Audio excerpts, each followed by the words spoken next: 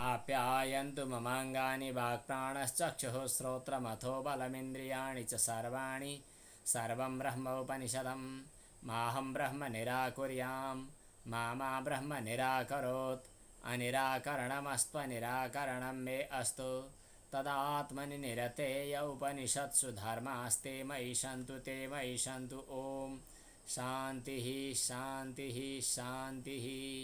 ॐ भद्रं कर्णेभिः शृणुयाम देवाः भद्रं पश्येमाक्षभिर्यजत्राः स्थिरैरङ्गैस्तुष्टुवांशस्तनूभिर्व्यशेम देवहितं जदायुः। स्वस्ति न इन्द्रो वृद्धस्रवाः स्वस्ति नः पूषा विश्ववेदाः स्वस्ति नस्तार्क्ष्यो अरिष्टनेमिः स्वस्ति नो बृहस्पतिर्दधातु। ॐ शान्तिः शान्तिः शान्तिः।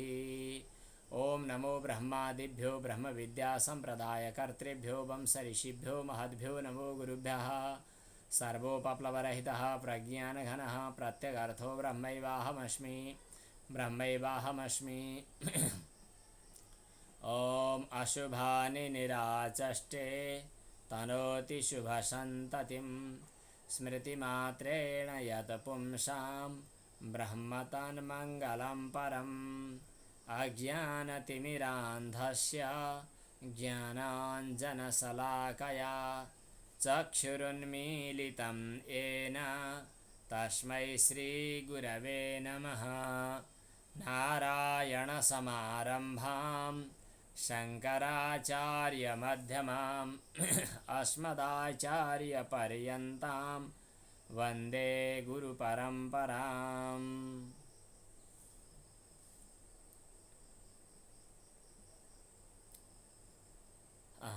तत्वबोध उत्तरार्ध, जहाँ ब्रह्माश्रित त्रिगुणात्मक मायाबाट अपंचीकृत पंचमहाभूत को उत्पत्ति, अपंचीकृत पंचमहाभूत को सात्विक अंशबाट ज्ञानेन्द्रिय को उत्पत्ति अनि समष्टि सात्विक अंशबाट अंतःकरण को उत्पत्ति अनि राजस अंशबाट कर्मेन्द्रिय को उत्पत्ति, छुट्टा छुट्टै राजस अंशबाट कर्मेन्द्रिय, समष्टि राजस अंशबाट पंचप्राण अनि पंचमहाभूत को ती अपंचीकृत पंचमहाभूत को तामस अंशबाट तमोगुण प्रधान भनेको जड, किन यसमा जडता बढी छ। तामस अंशबाट चाहिँ पंचीकृत पंचमहाभूतहरू पैदा भए। तिनै पंचीकृत पंचमहाभूतलाई हामी पंचतत्व पंचीकृत पंचतत्व भन्छौँ। पंचीकरणको प्रकार भनेको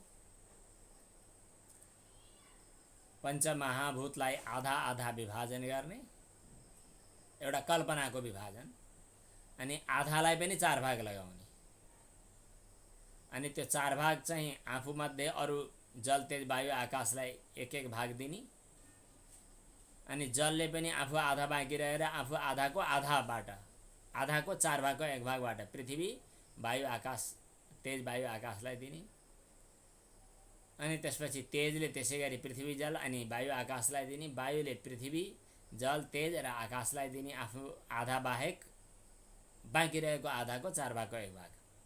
मैले बुझाउन जानेकै होला, जहाँ तक बुझियो होला। अनि त्यसपछि चाहिँ यसरी सम्मिश्रित हुँदा पंचीकृत पंचमहाभूत हुन्छन्। अनि यही पंचीकृत पंचमहाभूतबाट दुई तरिकाले समष्टिमा भन्ने हो भने यो ब्रह्माण्ड, बाह्य ब्रह्माण्ड, स्थूल स्वरूप भगवान को विराट स्वरूप, पातालमेतस्य हि पादमूलम् वदन्ति पार्ष्णी प्रपदे रसातलम् महातलं विश्वसृजोऽथ गुल्फौ तलातलं वै पुरुषस्य जङ्घे द्वे जानुनी सुतलं विश्वमूर्ते रुरुद्वयं वितलं चातलं च। भागवत को द्वितीय स्कंध को शायद दोस्रो अध्यायतिर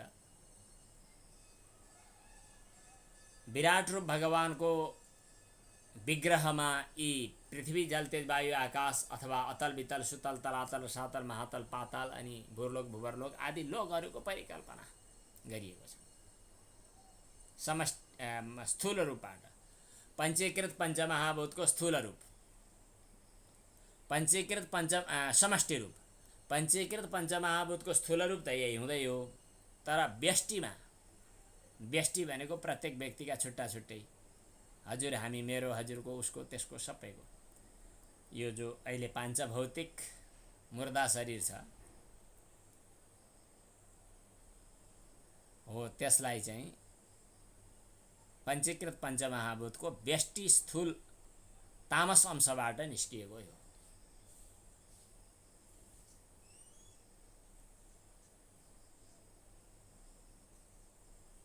शङ्कराचार्यले भन्नुभएको छ शिवशक्त्यायुक्तः, जुन शक्तिले युक्त भएर सब शिव हुन्छ, जुन शक्तिले युक्त भएर जड चेतन हुन्छ, जुन शक्तिले जुन चेतनाले युक्त भएर मुर्दा जिउँदो हुन्छ। यहाँ देवघाटमा एउटा कुरा चलिरहेको छ, यहाँ सच्चिदानन्द बाबा हुनुहुन्छ, उहाँले एउटा के भनाइराख्नु भएको थियो केही दिन अगाडि। कति महान चेतना हजुर हामी, जुन महान चेतनाले मुर्दालाई पनि जिउँदो बनाउन सक्छ, मुर्दालाई पनि जिउँदो बनाइदिएको छ। यही त हो, जसले छोड्दा यो फेरि मुर्दा बन्छ। पञ्चीकृत पञ्चमहाभूतेभ्यः स्थूल शरीरं भवति, हाम्रो यो स्थूल शरीर त्यही पञ्चीकृत पञ्चमहाभूतबाट पैदा हुन्छ। शरीर त पैदा भयो, तर शरीरलाई फेरि सत्ता स्फूर्ति दिने, त्यहाँभित्र एउटा बस्ने कुनै न कुनै चैतन्यको प्रतिबिम्ब छ। के छ भन्दा जसले यो स्थूल शरीरलाई म हुँ भनेर भन्दै हिँड्छ, अभिमान गर्दछ, त्यो स्थूल शरीरलाई अभिमान गर्ने जीव नाम गरेको, यहाँ स्थूल शरीर भन्नाले स्थूल सूक्ष्म कारण तिनटैलाई पनि अविशेषण भनेको हो एउटै जीव। त्यो स्थूललाई मात्रै लिएर कुरो गर्दा यसलाई वैश्वानर भनिन्छ, सूक्ष्मलाई मात्रै लिएर कुरा गर्ने हो भने त्यसैलाई तैजस भनिन्छ, अनि चाहिँ कारणलाई मात्रै लिएर कुरा गर्ने हो भने प्राज्ञ भनिन्छ। सबैलाई लिएर समष्टिमा कुरा गर्दा यो स्थूल शरीर समेतको अभिमान गर्ने जीव नाम गरेको ब्रह्मको प्रतिबिम्ब हो। ब्रह्मको प्रतिबिम्ब कहाँ परेको प्रतिबिम्ब भन्दा अन्तःकरणमा अथवा अविद्यामा। कसको प्रतिबिम्ब भन्दा ब्रह्मको प्रतिबिम्ब अथवा ईश्वरको प्रतिबिम्ब। हामी यहाँ ब्रह्म भनेरै बुझिराखेका छौँ, ब्रह्म प्रतिबिम्ब भनौँ। त्यसलाई जीव भन्ने नाम दिइएको छ, ब्रह्मको प्रतिबिम्बलाई जीव भन्ने नाम दिएको छ। एउटा माटाको घडा छ अथवा स्टिलको बाटा छ, त्यहाँ पानी छ, आकाशमा सूर्य छन्, तर सूर्यको प्रतिबिम्ब त्यहाँ परेको छ। सूर्यले प्रकाश फिँजाए झैँ मै प्रकाश फिँजाउँछु कि क्या हो झैँ गरी फुर्ती लाउँछ यसले, त्यो पानीभित्र परेको प्रतिबिम्बले। आकाशमा भएको सूर्यले उज्यालो दिइरहेको छ, उही सूर्यको माने बिम्बबाहेक प्रतिबिम्बको छुट्टा अस्तित्व छैन, तर पानीमा परेको सूर्यको प्रतिबिम्बले म छुट्टै हुँ झैँ गर्छ। आकाशका सूर्य हल्लिउन् कि नहल्लिउन् आफू हल्लिन्छ, आकाशका सूर्य टुक्रिउन् कि नटुक्रिउन् पानी हल्लिँदा यो टुक्रा टुक्रा पनि पर्दिन्छ। आकाशका सूर्य मलिन हुनु पर्दैन, यो आफू मलिन भइदिन्छ, तर म छुट्टै हुँ भन् ठानिदिन्छ। यस्तै अन्तःकरणभित्र ब्रह्मको, अविद्याभित्र ब्रह्मको, घरि अन्तःकरण घरि अविद्या भन्दैछु, यसको रहस्य एकछिन पछाडि बताउँला। अविद्याभित्र परेको ब्रह्मको प्रतिबिम्ब जो हो त्यसलाई जीव भनिन्छ। अब जीव भनेको के हो भनेर सोध्यो भने हाजिर जवाफ प्रतियोगिता गर्ने हो भने के हुन्थ्यो? हजुरहरू धेरै सत्सङ्ग गरिरहनु भएका, कतिपय कुराहरू त हामीभन्दा धेरै अनुभव छ, त्यसैले भन्नु हुँदैन। साधारण विद्यार्थी भएदेखि हाजिर जवाफ प्रतियोगिता गर्न हुन्थ्यो, ठ्याक्क उत्तर दिनुपर्ने साधारण विद्यार्थीहरूका लागि। जीव भनेको हजुर बोध त गर्न पाइयो, जीव भनेको के? अविद्यामा परेको ब्रह्मको प्रतिबिम्ब नै जीव हो, ब्रह्मको प्रतिछाया नै जीव हो। त्यसले कुन शरीरको अभिमान गर्दछ भन्दा स्थूल सूक्ष्म कारण यही स्थूल समेतका शरीरको अभिमान गर्दछ। मात्र स्थूल शरीरको अभिमान गर्दा जीवको नाम के रहन्छ भन्दा वैश्वानर। सूक्ष्म शरीरमा अभिमान गर्न थाल्दा त्यो जीवको नाम के रहन्छ तैजस। कारण शरीरमा अभिमान गर्दा त्यो जीवको नाम के हुन्छ त भन्दा प्राज्ञ। यी तीनटै शरीरभित्र नअल्मलिँदा जीवको नाम के हो नि भन्दा तुरीय। त्यो तुरीय अवस्थामा जीव भनेको यो प्रतिबिम्बको रूपमा तल झरेको हुँदैन, ऊ अर्कै खाले व्यापक कूटस्थ साक्षी बन्छ। अनि त्यो जीवले आफूलाई शिवभन्दा अलग ठान्छ। किन ठान्छ? प्रकृतिको सहारालाई लिएर, प्रकृतिको मायाको, अज्ञानको, अविद्याको, अव्यक्तको, अनिर्वचनीयको अलमलमा परेर उसले आफूलाई ईश्वरभन्दा भिन्न हो भन्ने ठान्छ। अविद्या उपाधिले घेरिँदाखेरि त्यही आत्मा जीव भएर प्रकट हुन्छ र मायाको उपाधिले युक्त हुँदा त्यही आत्मा ईश्वर भन्ने नामले प्रसिद्ध हुन्छ। एवं उपाधि। अब आजको पाठ चाहिँ अब यहाँको वाचन पनि गरौँ क्यारे। स्थूल शरीराभिमानी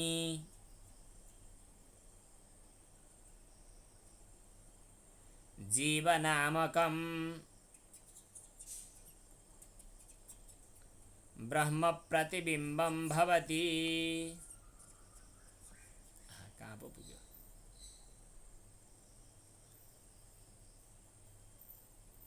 स एव जीवः प्रकृत्या स्वस्मात् ईश्वरं भिन्नत्वेन जानाति।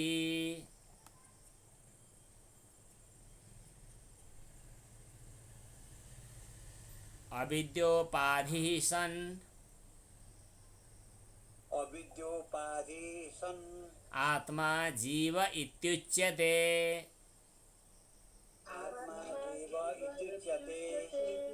इत्युच्यते भन्दा इति उच्यते भनेको हो। मायोपाधिः सन्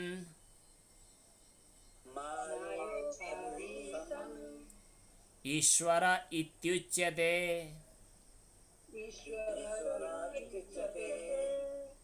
एवं उपाधि भेदात् जीवेश्वर दृष्टिः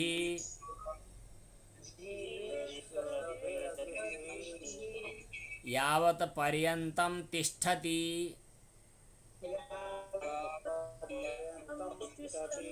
तावत् पर्यन्तं जन्म मरणादि रूप संसारो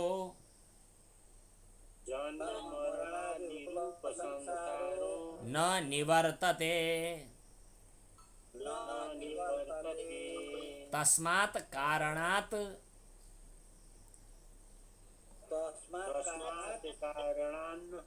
कारण यो छुट्याएर भन्दा कारणात् भनिदिएको।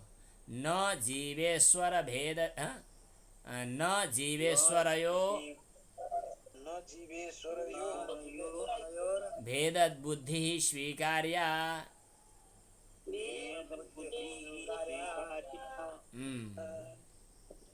पहिला यहाँसम्म पढौँ। स्थूल शरीराभिमानी, स्थूल शरीरको अभिमान गर्नेवाला जीव नाम गरेको ब्रह्मको प्रतिबिम्ब। अब यस विषयमा हाम्रा विभिन्न ग्रन्थहरूमा तीनटा छुट्टा छुट्टै वाद र तीनटा छुट्टा छुट्टै प्रक्रियाहरू छन्। त्यस सम्बन्धमा अलिअलि पहिला पनि चर्चा गरिएको थियो। अब अहिले चाहिँ अलि बुझिने गरी अलि दोहोऱ्याइ दोहोऱ्याइ भनेपछि बुझिन्छ भने तीन किसिमका अलग अलग सिद्धान्त छन् भन्ने बुझ्नु पर्यो। तीन किसिमका अलग अलग सिद्धान्त के त भन्दा एउटा चाहिँ बिम्ब प्रतिबिम्बवाद, एउटा अवच्छेदवाद र एउटा आभासवाद। कहीँ कहीँ कापीमा टिप्नु भए पनि हुन्छ। बिम्ब प्रतिबिम्बवाद एउटा, बिम्ब प्रतिबिम्बवाद। अर्को चाहिँ अवच्छेदवाद, अर्को चाहिँ आभासवाद। यी तीनटा वादहरू जीवको सम्बन्धमा शास्त्रमा धेरै ठाउँमा चर्चा गरिएको छ। अब पद्मपादाचार्यले बिम्ब प्रतिबिम्बवाद भनेर भन्नुभयो रे, यो पनि टिप्नुहोस्। बिम्ब प्रतिबिम्बवाद पद्मपादाचार्य। पद्मपादाचार्य भनेको शङ्कराचार्यको 4 वटा चेलामध्ये प्रमुख शिष्य। पद्मपादाचार्य, सुरेश्वराचार्य, हस्तामलकाचार्य र तोटकाचार्य, 4 भाइ, 4 शिष्यहरू भारतवर्षका 4 कुनामा शङ्कराचार्यले स्थापित गरेर छोड्नुभएको। पद्मपादाचार्य नाम गरेका जो शिष्य हुनुहुन्थ्यो उहाँ बिम्ब प्रतिबिम्बवाद मान्नुहुन्छ। उहाँको व्याख्यामा यस्तै बिम्ब प्रतिबिम्बको कुरा आउँछ।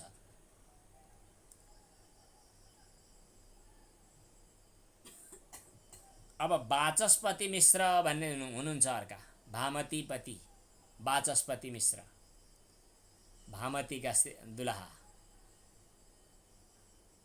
वाचस्पति मिश्रले पनि शङ्कराचार्यको शाङ्कर भाष्यको व्याख्या लेख्नुभएको छ, भामती व्याख्या।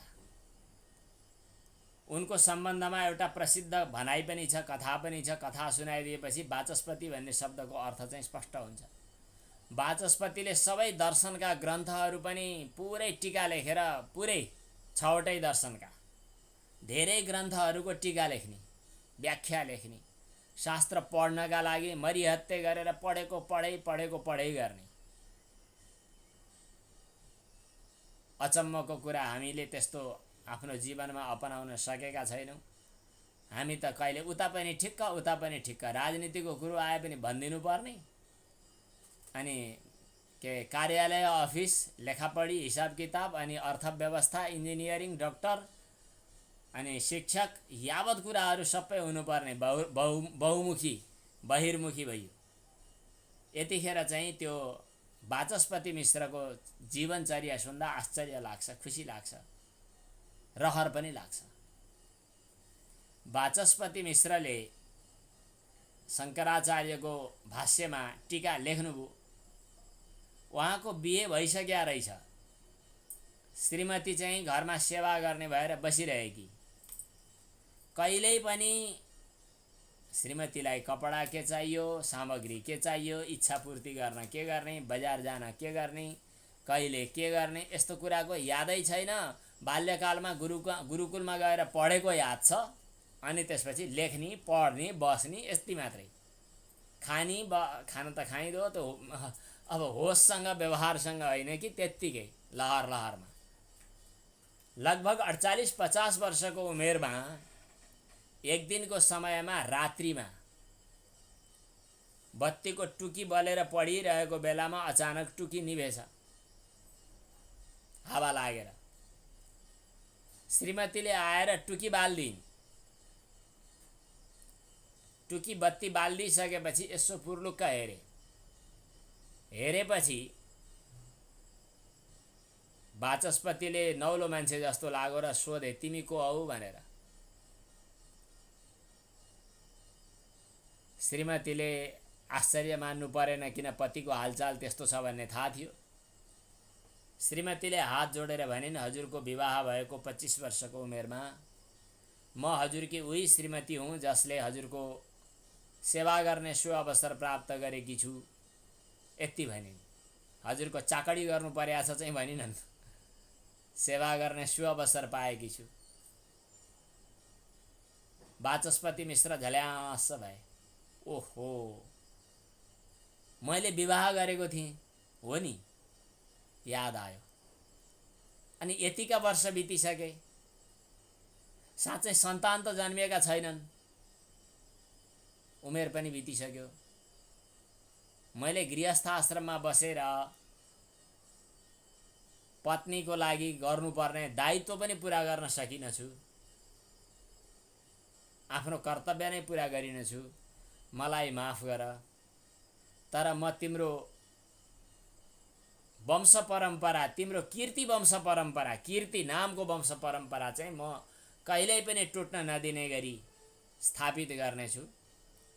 सन्तानले अलि दिन पाल्ने त हो नि, अलि दिन हाम्रा बाबा थिए, आमा थिए भन्ने त हो नि। त्यहाँभन्दा बढी तिमीलाई सुरक्षा गर्ने, तिमीलाई पालन पोषण गर्ने र तिम्रो कीर्ति परम्परालाई निरन्तर कायम राखिरहने सन्तान म तिमीलाई दिन्छु भनेर अब के सन्तान दिनु, बुढो त भइसकियो। अनि त्यो टीकाको नाम चाहिँ भामती टीका भनेर लेखिदिए। अब आज पनि भामतीपति वाचस्पतिको नाम पहिला लिइँदैन, पहिला के भनिन्छ भन्दा भामतीपति वाचस्पति भनिन्छ। अनि ब्रह्मसूत्रको टीका पढ्नु पर्यो भने ब्रह्मसूत्रको पहिलो टीका त महाभाष्य के अरे शङ्कराचार्यको शाङ्कर भाष्य भइहाल्यो। अनि त्यसमाथि फेरि पद्मपादाचार्यले पनि टीका त लेख्नु भएको छ 5 पाउसम्म। अनि वाचस्पति मिश्रको टीका छ जसलाई भामती टीका भनेर भनिन्छ, पत्नीको नामबाट। यस्तो प्रसिद्धि छ। यति भनिसकेपछि वाचस्पतिको नाम चाहिँ स्मरण पथमा आइपुग्छ भनेर भनेको। वाचस्पति मिश्रले आभासवाद भनेर स्वीकार गर्नुहुन्छ, आभासवाद।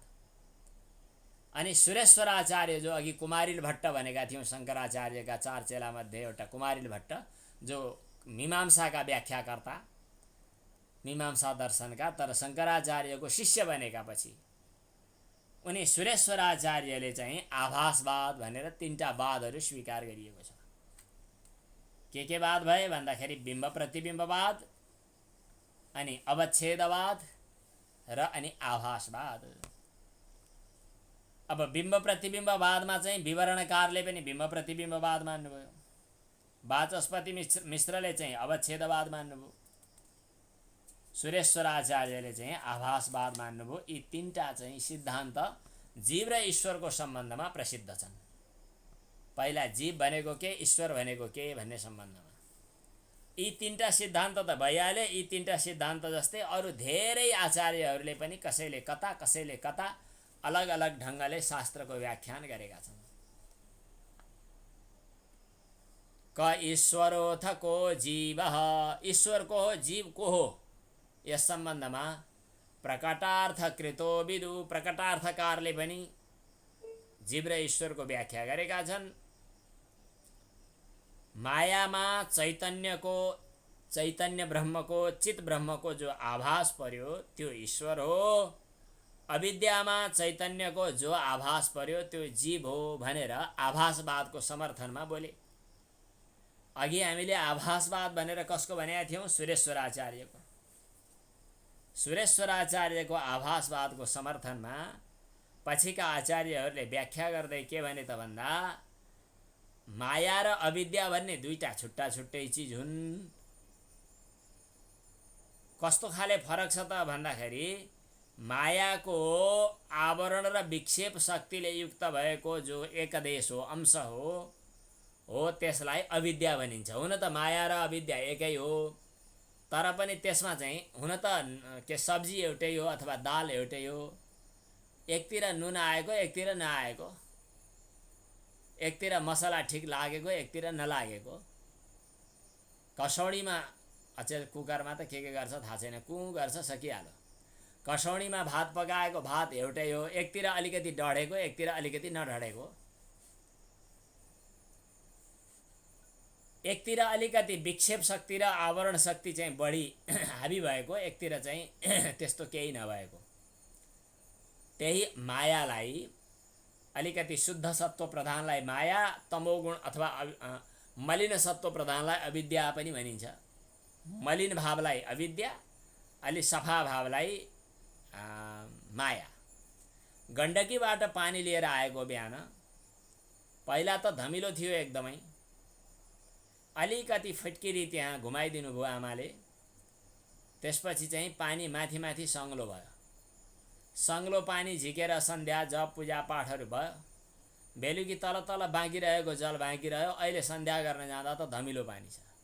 पानी एउटै हो तर अलिकति शुद्ध सत्व प्रधान, अलिकति मलिन सत्व प्रधान। यसै गरी माया एउटै हो, मायाको शुद्ध सत्व प्रधान माया, मलिन सत्व प्रधान अविद्या। यी 2टा अविद्या र मायाको भेद छ। अब ईश्वर एउटै हो, ईशम, यहाँ फरक फरक मत छन्। ईश्वर एउटै हो, त्यो ईश्वरको होइन चैतन्य एउटै हो। चैतन्यको मायामा परेको प्रतिबिम्ब जो हो त्यसलाई ईश्वर भनिन्छ। माया एक भएको हुनाले मायामा प्रतिबिम्बित चैतन्य ईश्वर पनि त एउटै भयो। माया एक भएको हुनाले अब मायाका विक्षेप शक्ति आवरण शक्तिलाई लिँदा माया फेरि धेरै ढङ्गले भने अविद्या धेरै ढङ्गले विभाजन हुने भयो। त्यसकारणले हरेक हरेक घैँटाहरूमा छुट्टा छुट्टै धमिलो पानी पर्दा ती हरेक पानीमा परेको आकाशको प्रतिबिम्ब जो हो, मतलब चैतन्यको चितको ब्रह्मको अर्थात् सूर्यको प्रतिबिम्ब जस्तै त्यो चित प्रतिबिम्ब जो हो त्यसलाई चाहिँ जीव भनिन्छ। मायामा परेको चैतन्यको प्रतिबिम्बलाई ईश्वर भनिन्छ। अविद्यामा परेको चैतन्यको प्रतिबिम्बलाई चाहिँ जीव भनिन्छ। अविद्या भनेको विक्षेप शक्ति र आवरण शक्तिले युक्त भएको मायाको एकदेश हो, मायाको यत्किञ्चित अंश हो। यस्तो किसिमको केही आचार्यहरूको भनाइ छ।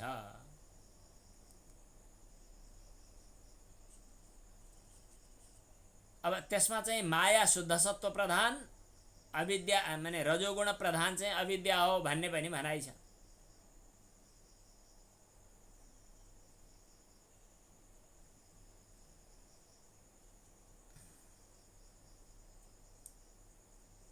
अब यसपछि विक्षेप शक्ति प्राधान्यात् मायेशोपाधिरुच्यते अविद्यावरणोत्कर्षात् जीवस्येत्यपि कश्चन। अविद्याको आवरण शक्तिलाई बढी मान्दाखेरि जीव भाव खडा भयो, माने त्यहाँमाथि परेको प्रतिबिम्बबाट जीव भाव खडा भयो। विक्षेप शक्तिको प्रधानताबाट ईश्वर भाव खडा भयो।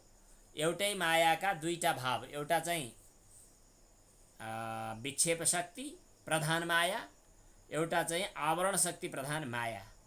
आवरण शक्ति प्रधान भएको मायालाई लिएर चाहिँ जीव भाव खडा भयो। विक्षेप शक्ति प्रधान भएको मायालाई लिएर चाहिँ ईश्वर भाव खडा भयो। अर्थात् विक्षेप शक्ति प्रधान भएको माया चाहिँ ईश्वरको उपाधि हो। आवरण शक्ति प्रधान भएको अविद्या भनिन्छ त्यसलाई, त्यो चाहिँ जीवको उपाधि हो भन्ने किसिमको चाहिँ कुरा पनि यसै प्रसङ्गमा आएको छ। यो चाहिँ बिम्ब प्रतिबिम्ब, यो चाहिँ बिम्ब प्रतिबिम्बवादकै कुरा भयो, किनभने उसको प्रतिबिम्ब भन्ने कुरा आएको छ। तर चैतन्यको आभास भन्ने एउटा पक्ष थियो भने अब प्रतिबिम्ब र बिम्बको कुराहरू पनि आइरहेको छ। यो कुरा चाहिँ विशेष गरी पछि गएर बिम्ब प्रतिबिम्बवादलाई संक्षेप शारीरक भन्ने ग्रन्थमा पनि उल्लेख गरिएको छ। सर्वज्ञात्म मुनिले यो बिम्ब प्रतिबिम्बवादलाई खास गरी चाहिँ पद्मपाद आचार्यले पहिला सुरुमा चर्चा गर्नुभएको। उपनिषदमा पनि यसको रूपम रूपम प्रतिरूपो बभुव भन्ने चाहिँ मूल त छँदैछ। अब त्यस प्रसङ्गमा फेरि कार्योपाधि र कारणोपाधि भन्ने प्रसिद्धि छ। कार्योपाधिरयम जीव कारणोपाधिरीश्वरः। कार्य र कारण, अब कारण भनेर अविद्यालाई लिने, कार्य भनेर अन्तःकरणलाई लिने गर्नुपर्छ भन्ने भनाइ छ यहाँ। कार्य भनेर अविद्यालाई के होइन, कार्य भनेर अन्तःकरणलाई, कारण भनेर अविद्यालाई लिने।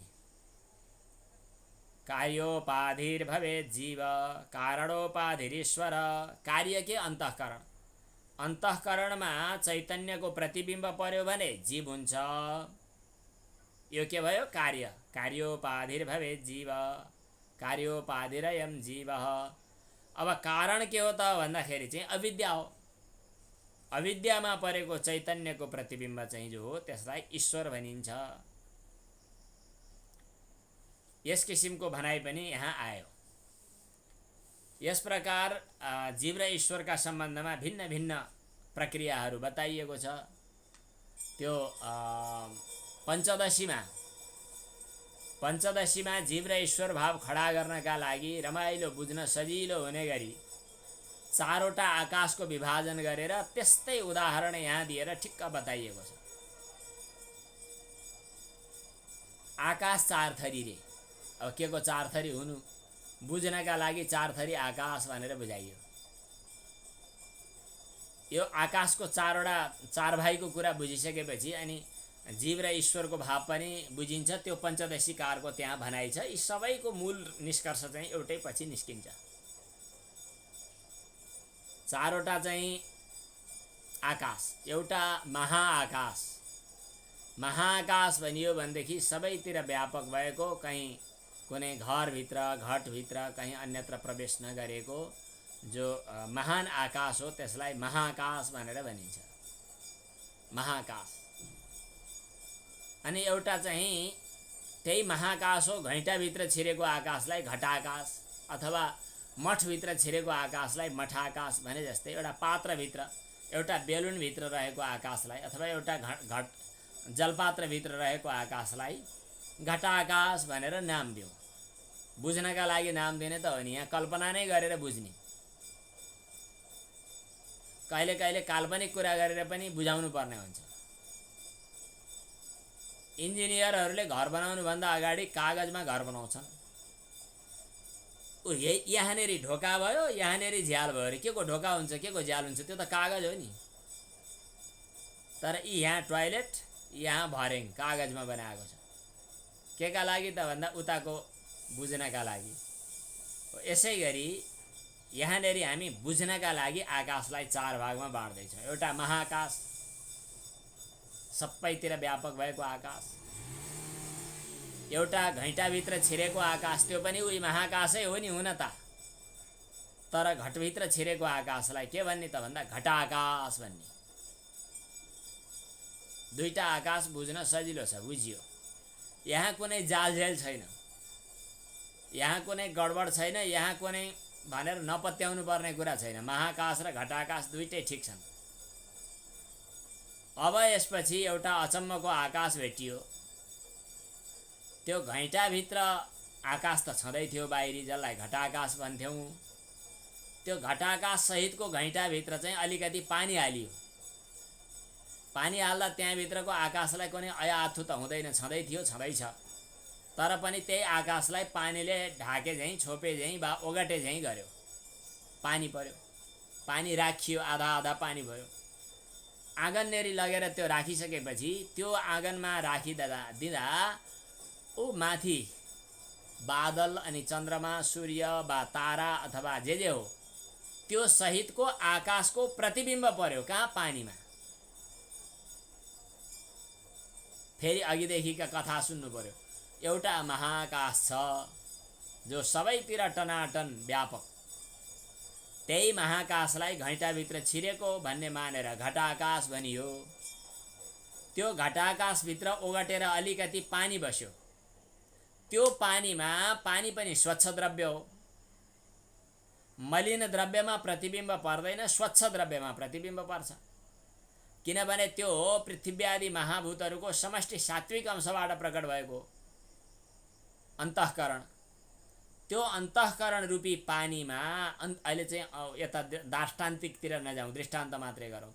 त्यहाँ स्वच्छ पानीमा आकाशका तारा नक्षत्र सहित बादल सहितको निलो निलो अथवा धुइरो धुइरो धुस्रे धुस्रे फुस्रे फुस्रे तारा सहितको आकाशको प्रतिबिम्ब पर्यो। प्रतिबिम्ब परिसकेपछि त्यो प्रतिबिम्ब आकाशलाई पनि एउटा नाम दिउँ। के दिउँ त भन्दा पानीभित्र प्रतिबिम्बित भएको आकाश भनौँ। त्यसलाई चाहिँ जलाकाश भन्ने चलन छ। तीनटा आकाश भए। दुईटा आकाश सफा छन्, कुरो बुझ्न सजिलो छ। तेस्रो आकाश चाहिँ कस्तो कस्तो छ, तर पनि देखियो त, देखिएपछि हो भन्नु पर्यो। त्यसलाई के भनिन्छ त भन्दा जलाकाश भनेर भनिन्छ। पञ्चदशीको चित्रदीप प्रकरणमा यस्तो प्रसङ्ग आएको छ। अनि त्यसपछि यी तीनटा कुरा त बुझियो। अब एउटा हामीले अलि बुझ्न गाह्रो तर अड्कल काटेर चाहिँ भन्नुपर्ने एउटा अर्को आकाश भेटियो। जहाँ जहाँ पानी हुन्छ त्यहाँ त्यहाँ पानी स्वच्छ द्रव्य भएको हुनाले बाहिरका अरू द्रव्यको प्रतिबिम्ब पर्न सक्छ। यति कुरा पहिला सिद्धान्त मानेर बस्नुपर्छ। अब आकाशमा बादल छ कि छैन? महाआकाश हो। महाकाश भन्नाले व्यापक आकाश नभनौँ, यता मास्तिर अन्तरिक्षतिर औँलाले देखाएर। अहिले त बर्खाको समय हो, बादल त छँदैछ। आषाढस्य प्रथम दिवसे मेघमाश्लिष्ट सानुं वप्रक्रीडा परिणत गजा प्रेक्षणीयं ददर्श। मेघदूतमा कालिदासले बादललाई त दूतै बनाएका छन्। कालो कालो बादल, बादलभित्र पानी छ कि छैन? छ। बादल कहाँ छ? महान आकाशमा छ। महान आकाशमा रहेको जो बादल हो त्यो बादलमा पानी छ कि छैन? छ। जहाँ जहाँ पानी हुन्छ त्यहाँ त्यहाँ अर्को बाहिरी द्रव्यको प्रतिबिम्ब पर्छ कि पर्दैन? पर्छ।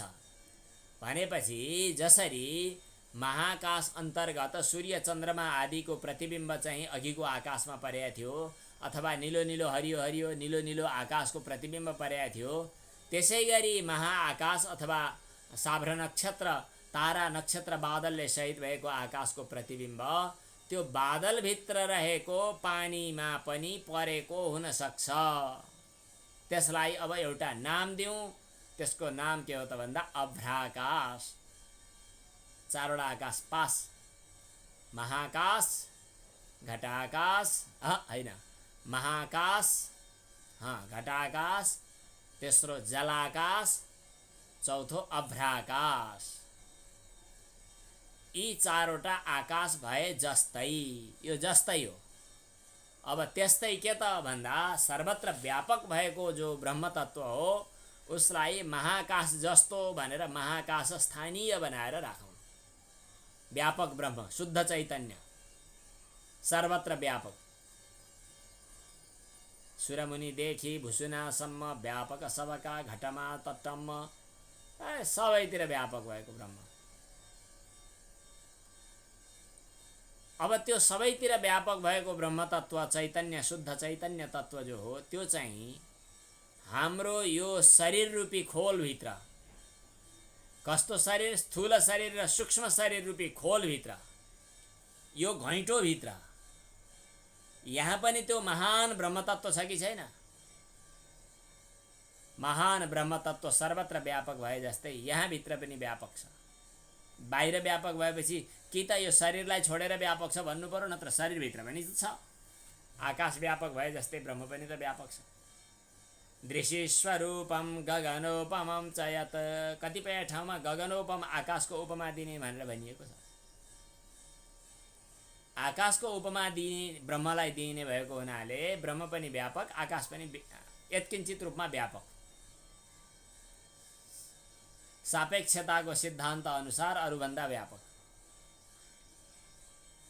आकाश व्यापक हुँदै हो। व्यापक ब्रह्म चाहिँ सर्वत्र व्यापक ब्रह्मलाई ब्रह्म भनियो, त्यो महाकाश स्थानीय भयो। हाम्रो स्थूल शरीर र सूक्ष्म शरीरको घेराभित्र देहद्वयावच्छिन्न, यो दुईटाको घेराभित्र पनि परेको शुद्ध चैतन्य ब्रह्म जो हो त्यसलाई चाहिँ के भन्ने त भन्दा कूटस्थ साक्षी भन्ने। यो कूटस्थ साक्षी चैतन्य भन्नु र ब्रह्म भन्नुमा केही फरक छैन, नाम मात्र फरक हो। थोरै बुझ्नका लागि के भन्ने त यो देहद्वयावच्छिन्न, दुई देहभित्र स्थूल सूक्ष्म भित्र घेरिएको भन्दैमा यहाँ कुनै बन्धन बारबेर केही छैन, यही कुनै रेखा छैन, कुनै केही छैन। घैँटोभित्र छिरो भन्दैमा त्यो आकाशलाई के बदनामी गर्ने? आकाश व्यापक थियो त घैँटो आयो त्यहाँ छिरे जस्तै भयो, आखिर छिर्न परेकै होइन, जहाँ तै छँदै थियो त भइरहेकै आकाश त हो नि। त्यस्तै भइरहेकै ब्रह्म तत्व, भइरहेकै शुद्ध चैतन्य यहाँ शरीरभित्र पनि हुने नै भयो। यो देहद्वयावच्छिन्न हुँदाखेरि यसलाई चाहिँ कूटस्थ भन्ने। कूटवत् निर्विकारेण स्थितः कूटस्थ उच्यते। कूट चाहिँ निर्विकार भएर शुद्ध चैतन्य बसिरहेको छ, साक्षी बनेर यसलाई चाहिँ कूटस्थ भन्ने।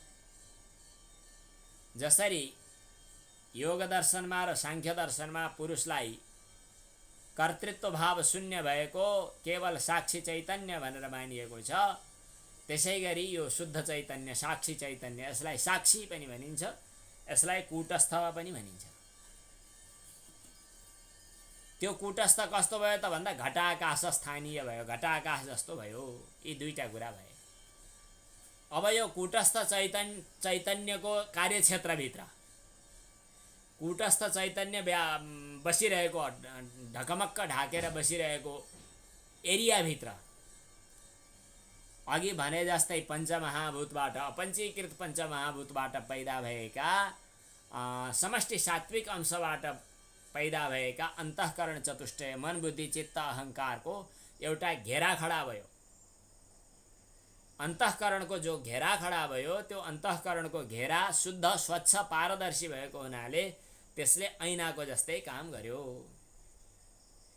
जसरी ऐना शुद्ध स्वच्छ पारदर्शी भएको हुनाले बाहिरका प्रतिबिम्बहरू बाहिरको बिम्बलाई फर्काइदिन्छ, प्रतिबिम्ब बनाएर देखाइदिन्छ, त्यसै गरी शुद्ध चैतन्यको बिम्बलाई यो अन्तःकरणले प्रतिबिम्बको रूपमा फिर्ता गराइदियो अर्थात् देखाइदियो। प्रतिबिम्बको रूपमा देखा परिसकेको यो जो प्रतिबिम्ब रूप चैतन्य हो, कसको यो त भन्दाखेरि शुद्ध ब्रह्मको, शुद्ध ब्रह्मको जो शुद्ध चैतन्यको जो प्रतिबिम्ब पर्यो, यो प्रतिबिम्ब परेको ब्रह्मलाई चाहिँ के भन्ने त भन्दाखेरि जीव भन्ने। त्यो जीव कहाँ पर्यो? अन्तःकरणमा। कसको प्रतिबिम्ब पर्यो? ब्रह्मको प्रतिबिम्ब। कसको कार्यक्षेत्रमा? कूटस्थ साक्षीको कार्यक्षेत्रभित्र। अब कूटस्थको प्रतिबिम्ब पर्यो भन्नु, शुद्ध ब्रह्मको प्रतिबिम्ब पर्यो भन्नु, यसमा केही विवाद गर्नु परेन, किन कूटस्थ ब्रह्म र शुद्ध ब्रह्म एउटै हो। यो अन्तःकरणको घेरामा शुद्ध ब्रह्मको, ब्रह्म चैतन्यको प्रतिबिम्ब पर्यो। प्रतिबिम्ब परिसकेपछि त्यहाँ जीव भाव खडा भयो। अब जीव भयो। यो जीव भाव खडा हुनु भनेको अलि गडबडै छ। जसरी कूटस्थ चैतन्य बुझ्नु र शुद्ध ब्रह्म चैतन्य बुझ्नु सजिलो छ, त्यसै गरी जीव भाव खडा भएको चिजलाई बुझ्नु चाहिँ अलि गाह्रो छ, किनभने त्यहाँ केही गडबड छ।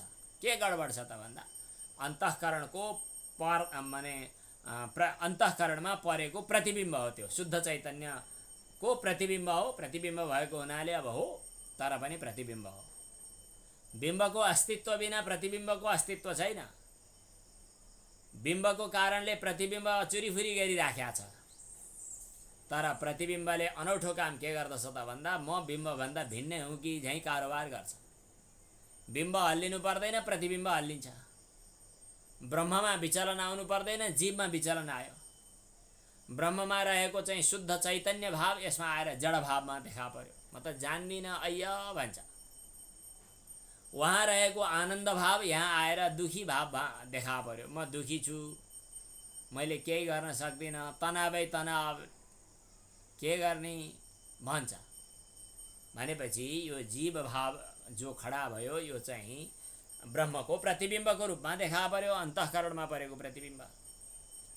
अब मायामा परेको अविद्यामा परेको प्रतिबिम्ब भन्ने मत त छँदैछ। अहिले हामी अन्तःकरणमा परेको प्रतिबिम्ब भन्ने पक्षलाई लिएर यो कुरा गर्दैछौँ। अब रह्यो कुरा अभ्राकाश जस्तो अलि खतरनाक कुरो। अभ्राकाश भनेको के भन्दा अघि भन्यौँ हामीले, आकाशमा बादल होला, बादलमा पानी होला, पानीमा शुद्ध आकाशको फेरि प्रतिबिम्ब पर्ला। त्यो प्रतिबिम्ब आकाश जो हो, जस्तै यहाँ जीवभाव प्रतिबिम्बको रूपमा देखा परेको थियो, त्यसै गरी आकाशमा रहेको जो बादल भनियो त्यो भनेको चाहिँ माया।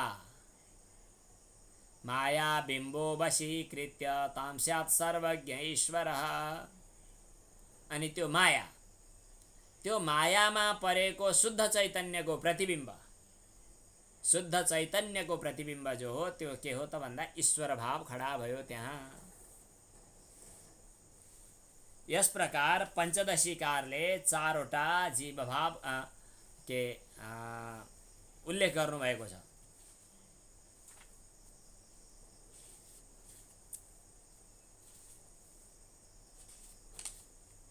के कूटस्थो ब्रह्मजीवेशौ, यो श्लोक पो, कूटस्थो ब्रह्मजीवेशौ इत्येवं चित् चतुर्विधा।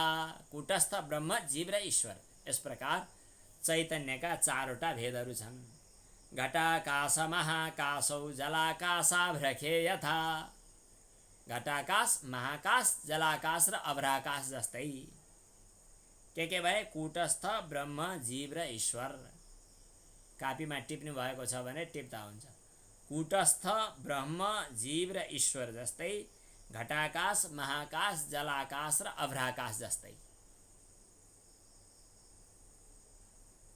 अब यसको त्यहाँ विभिन्न किसिमका चाहिँ व्याख्या वर्णनहरू वहाँ गरिएको छ पञ्चदशीमा। यो कुरा पञ्चदशी नै हजुरहरूले पढिसक्नुभयो वा पढ्दै हुनुहुन्छ, पढ्ने क्रममा अवश्य पनि कुरा गर्नुभयो होला। घटावच्छिन्नखे नीरं यत्तत्र प्रतिबिम्बतः साभ्र नक्षत्र आकाशः जलाकाश उदीर्यते महाकाशस्य मध्ये यन्मेघमण्डलमीक्षते प्रतिबिम्बतया तत्र मेघाकाशो जले स्थितः मेघांसरूपमुदकं तुषाराकार संस्थितं तत्र खप्रतिबिम्बोऽयं नीरत्वादनुमीयते अधिष्ठानतया देहद्वयावच्छिन्न चेतनः। अघि हामीले भनेका थियौँ अधिष्ठानको रूपमा देहद्वयावच्छिन्न चैतन्य भनेको दुईटा देहले अवच्छिन्न भएको चैतन्य जो कूटवत निर्विकारेण निर्विकार रूपमा रहेको हुनाले त्यसलाई कूटस्थ भनियो। त्यही कूटस्थमा अन्तःकरणको कल्पना आयो। कूटस्थे कल्पिता बुद्धि तत्रचित प्रतिबिम्बकः, त्यहाँ चैतन्यको प्रतिबिम्ब पर्यो। कूटस्थे कल्पिता बुद्धिस्तत्रचित प्रतिबिम्बकः प्राणानां धारणा जीवः संसारेण संयुज्यते। प्राणको धारण गर्ने भयो, जीव भयो, संसारी भयो। जलव्योम्ना घटाकाशो यथा सर्वस्थिरोहितः तथा जीवेन कूटस्थ शून्योन्याध्यास उच्यते। अध्यासको रहस्य पनि यहाँ देखा पर्यो। जसरी जलाकाशले घटाकाशलाई छोप्यो। जलाकाश भनेको के भन्दा घैँटाभित्र पानी राखियो, पानीमा परेको आकाशको प्रतिबिम्ब। त्यहाँ आकाश खै भन्दा ऊ भनेर देखायो भने हेर्ने मान्छेले के बुझ्छ भन्दा घैँटाभित्र पहिले आकाश थियो, त्यही आकाश यहाँ अहिले पनि बाँकी नै छ, कहीँ निस्किनु छैन। आकाश भनेको त व्यापकै हो भनेर त्यता हेर्दैन। कता हेर्छ त भन्दा त्यहाँ परेको पानी, पानीभित्र परेको आकाशको प्रतिबिम्बलाई यी आकाश आकाश हल्ल्यो भन्छ। के को आकाश हल्लिनु? अब यहाँ संसारी जीवले ब्रह्मलाई अथवा कूटस्थलाई ढाकिदिनु, संसारी जीवले कूटस्थलाई ढाकिदिनु भनेको के हो त भन्दाखेरि अन्योन्याध्यास हो। जीवले कूटस्थलाई ढाकिदियो। जसरी वहाँ जलाकाशले घटाकाशलाई ढाकिदियो। यहाँ दुईटा जीव छन्, दुईटा जीव होइन, दुईटा चैतन्य छन् यहाँ हामीभित्र। एउटा चैतन्य चाहिँ जीव, एउटा चैतन्य कूटस्थ। यी दुईटा जीवका कारणले गर्दा कल्पनाले दुईटा जीव बने। यी दुईटा जीवका कारणले गर्दा कल्पनाले पनि होइन, कूटस्थ शुद्ध चैतन्य त साँच्चै हो। अर्को बुद्धिमा प्रतिबिम्बित, अन्तःकरणमा प्रतिबिम्बित हुनाको कारणले चाहिँ जीवभाव चाहिँ कल्पनाले खडा भयो। अनि दुईटा छन् यहाँ। हजुरहरू आफैले पनि दुईटाको व्यवहारमा अनुभव गर्ने गर्नुभएको छ कि छैन? कहिले कहिले व्यवहारमा यसो विचार गर्दाखेरि एउटा चाहिँ खुब तनावग्रस्त भएर चेतना दौडिरहेको हुन्छ चैतन्य। त्यो तनावग्रस्त भएर हिँडिरहेको बेलामा अर्कोले आज त तनावग्रस्त भएर हिँडिराखेको छ भन्छ, केही पनि गर्दैन, चुपो लाएर हेरेर साक्षी भएर बसिरहेछ। घरमा कुनै शोक परिरहेको छ, एउटा खुब रुन्छ, अर्कोले रो रो अझ मजासँग रो, त रोइराखेको छस् है आज, रोदा तँलाई यस्तै हो भन्छ। केही अरू प्रेरणा दिँदैन, साक्षी भएर बसेर हेरिराखेको हुन्छ। एउटा बेसरी रोएको र एउटा रोएको थाहा पाउनेवाला अर्को। आज यो चाहिँ खुब रोयो भनेर थाहा पाउनेवाला अर्को।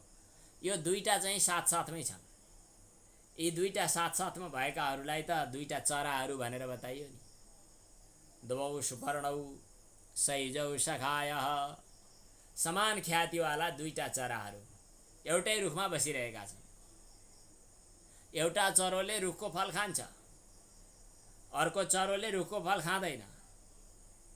रुखको फल खाने चरोभन्दा नखाने चरो बलियो भएको तमासा। यो तमासा भन्ने शब्दको चाहिँ स्रोत पनि म बताउँछु। एकजना काठमाडौँमै धेरै वर्ष पहिले, लगभग अब 150-200 वर्ष पहिले होला, मैले त्यो सबै याद गर्न सकिनँ अहिले। सिद्ध सिलवाल भन्ने थिए। तिनी अदालतमा जागिर खान्थे। काठमाडौँका सत्सङ्गीहरूले नाम सुन्नुभयो होला कहिलेकाहीँ। सिलवाल थिए, सिद्ध सिलवाल, नाम के हो थाहा छैन। उनी सुब्बा, अदालतमा जागिर खानी। उनी यति प्रतिभा सम्पन्न कि ओढ्ने ओढेर यसो तलतिर बसेर अरूसँग कुरा गर्दा गर्दै भित्र के भन्छ अदालतको चाहिँ त्यो फैसला तयार गरिसक्ने, मिसिल तयार गर्ने, यस्ता शैलीका पनि थिए। जब उनको तलब बुझ्ने बेला हुन्छ तब चाहिँ उनी त्यो तलब पोको पारेर आएर ती बाटोमा बस्ने मगन्तेहरू अनि यस्तै खान नपाएकाहरू सबलाई बाँडेर अनि आफू चाहिँ रित्तै त्यहीँनेरि कहाँ कुन चौतारीनेरि बस्थे भन्ने पनि प्रसिद्धि छ। उनले चाहिँ एउटा जीवको मुद्दा र फैसला पत्र भन्ने पुस्तक लेखे। एउटा पुस्तक होइन, सानो चाहिँ एउटा फैसला पत्र अदालतकै भाषामा, मजाको छ। सर्वप्रथम देवघाटमा जब स्वामी रामानन्दजी आउनुभएको थियो त्यतिखेर एकजना ज्यादै निष्ठावान हाम्रो पिताजीका आत्मीयतम हुनुहुन्थ्यो, एकजना गदाधर घिमिरे भन्ने। उहाँले कतै आफ्नो छोरा सुदूरपश्चिममा कतै गएको बेला त्यो अदालतको मिसिल टाइप गरेको त्यो विचित्रको वेदान्तको रहस्य भरिएको त्यो चाहिँ पाएर लिएर आउनुभएछ। अनि त्यसलाई उहाँले टाइप गर्नुभयो। कोमलनाथ शर्मा अहिले पनि काठमाडौँ हुनुहुन्छ, न्यायालयमा काम गर्नुहुन्थ्यो, अहिले हुनुहुन्न, बाहिर हुनुहुन्छ। उहाँले लिएर आएको यहाँ देवघाटमा आएपछि मैले त्यो स्वामीजीहरूका सामे पढेँ। बहुत मजा लाग्यो, एकदम खुसी हुनुभयो। वेदान्तको कस्तो रहस्य कुरा अदालती भाषामा पो उल्लेख गरेको रहेछ।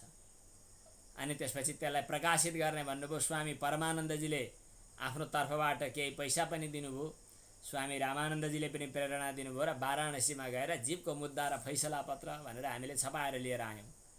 त्यहाँनेरि यो जीवलाई मुद्दा परिराखेको छ। यसले चाहिँ गलत काम गर्दै हिँड्दो रहेछ। शब्द स्पर्श रूप रस गन्ध नाम गरेका 5 वटा मानिसलाई मारेर अनि कबाब बनाएर खाने अनि मैमत्ता भएर हिँड्ने काम गरिरहेको यो अपराधी जीवलाई चाहिँ कारवाही गरी पाऊँ भनेर कसले मुद्दा पो हाले। अनि सोधपुछ गर्दाखेरि उसले पनि मैले होइन भन्छ, उसले पनि मैले होइन भन्छ, उसले पनि मैले होइन भन्छ। मन बुद्धि अहङ्कार अनि शब्द स्पर्श रूप रस गन्ध यिनीहरू सब इन्द्रियहरू छुट्टा छुट्टै आरोप प्रत्यारोप अरूमा फिर्ता गराए। त्यसपछि विचित्रै भयो। अनि जीवलाई चाहिँ यसले गलतै गरेको ठहर्यो। यसले शब्द स्पर्श रूप रस गन्ध नाम गरेका 5 वटालाई हत्या गरेर अनि कबाब बनाएर अभक्ष्य भक्षण गरेर हिँडेको हुनाले यसलाई चाहिँ दण्ड सजाय दिने भनेर फैसला भयो। त्यो फैसलाको फेरि उसले पुनरावेदन गर्यो। अनि पुनरावेदन गर्ने बेलामा चाहिँ अनि फेरि सर्वोच्चमा पुग्यो। त्यहाँ क्रमशः भगवान शिवसँग विष्णुसँग महादेवसँग कहाँ पुग्दै पुग्दै अनि सर्वोच्चमा परब्रह्म परमात्मा कहाँ फैसला पुगिसकेपछि उसलाई चाहिँ माफी माग्न आएको हुनाले विभिन्न मजा छ। त्यहाँनिर तत्त्वमसीको मत्ता हात्तीमा चढाई अनि के भन्ज्याङ कटाई पठाउनु यस्तो खाले के उल्लेख गरिराखेको छ। त्यो पढ्दा यस्तो हाँसो लाग्ने, यस्तो मजा लाग्ने, के घत लाग्ने त्यस्तो मजा छ। त्यहाँनिर आएको एउटा प्रसङ्ग थियो, त्यही कुरा मैले अघि उदाहरण दिँदै थिएँ कि खाने चरोभन्दा नखाने चरो बलियो भएको तमासा। विभिन्न किसिमका तमासाहरूका प्रसङ्ग छन्, त्यो स्मरण आयो। प्रसङ्गान्तरतिर गयौँ हामी अहिले। अस्तु, त यस प्रकार जीव र कुटस्थ र जीव अहिले यहाँ साथसाथै दुईटा बसिरहेका छन्।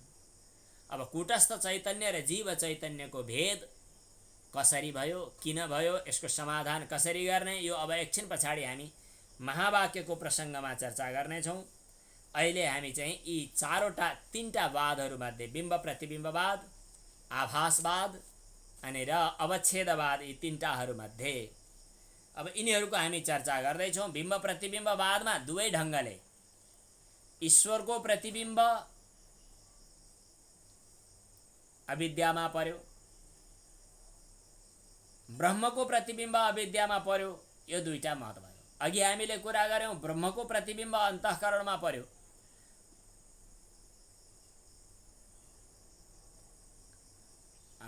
देवघाटमा उपलब्ध छ, पसलमा किन्न पाइँदैन, त्यो रमाइलो छ। हामी कहीँ प्रकाशित भएको यतै कहीँ थोरै प्रतिहरू उपलब्ध छन्। त ब्रह्मको प्रतिबिम्ब अविद्यामा पर्यो अथवा मायामा पर्यो भन्दा निराकार ब्रह्मको प्रतिबिम्ब कसरी पर्यो, निर्विकार ब्रह्मको प्रतिबिम्ब कसरी पर्यो, ब्रह्मलाई बिम्ब प्रतिबिम्ब भावमा लिएर आउँदा रूपी वस्तुको पो प्रतिबिम्ब पर्छ, निरूपको प्रतिबिम्ब कसरी हुन्छ? ब्रह्ममा रूपकल्पना हुन सक्दैन। त्यसकारणले ब्रह्मलाई यस मामलाबाट अलग नै राख्नु पर्दछ। ब्रह्मको प्रतिबिम्ब पर्यो भन्ने होइन, ईश्वरको प्रतिबिम्ब पर्यो भनौँ। ईश्वर बिम्ब हो, यता चाहिँ प्रतिबिम्ब हो भनेर भन्नुपर्दछ भन्ने कुरा चाहिँ अर्को यही बिम्ब प्रतिबिम्बवादभित्रको अर्को मत थियो।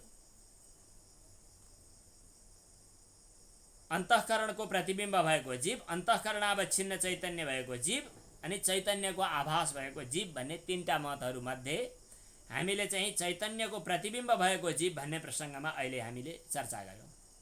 बिम्ब प्रतिबिम्ब भावको कुरा नगरौँ, अन्तःकरणको घेराभित्र घेरिएको चैतन्यलाई मात्रै जीव भनौँ।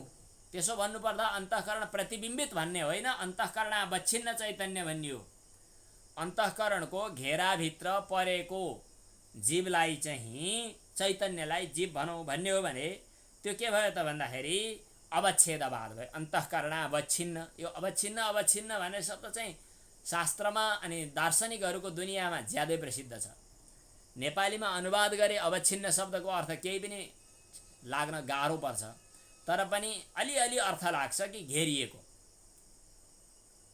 जस्तै मनुष्यमा मनुष्यत्व धर्म छ, मनुष्यत्व धर्मावच्छिन्न मनुष्य भने जस्तै, घटत्व धर्मावच्छिन्न घट भने जस्तै, त्यो धर्मले त्यसलाई परिभाषित गर्यो, विशेषित गर्यो, घेर्यो, देखा पार्यो इत्यादि। अन्तःकरणमा घेरिएको चैतन्य जो हो त्यसलाई जीव भन्नुपर्दछ भन्यो भनेदेखि यसलाई चाहिँ के भन्नु पर्यो भन्दा अवच्छेदवाद भन्नु पर्यो। यो अवच्छेदवाद कसको त भन्दाखेरि चाहिँ वाचस्पति मिश्रको।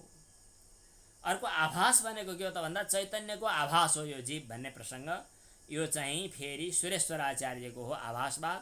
यस प्रकार यी तीनटा वादहरूको प्रसङ्गमा जे जस्तो अहिले यथास्मृति यथामति अहिले प्रसङ्ग उठिरहेको छ, बाँकी रहेका चर्चाहरू जीव र ईश्वरको भाव र खास गरी जीव र ईश्वरको भेद चाहिँ अहिले कसरी पर्दा नष्ट हुन्छ, जीव र ईश्वरको भेदको चाहिँ पर्दा कसरी समाप्त हुन्छ र महावाक्यको लक्ष्यार्थमा पुग्न सकिन्छ भन्ने कुरा चाहिँ अब फेरि बिस्तारै यसका अगाडिका प्रकरणहरूमा आउनेछ।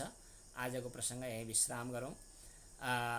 के यहाँ के लेखिएको थियो भन्दाखेरि सुरेश्वराचार्यको पूर्व नाम मण्डन मिश्र हो कि कुमारिल भट्ट? मण्डन मिश्र हो। अघि कुमारिल भट्ट सायद भनियो होला, मण्डन मिश्र हो।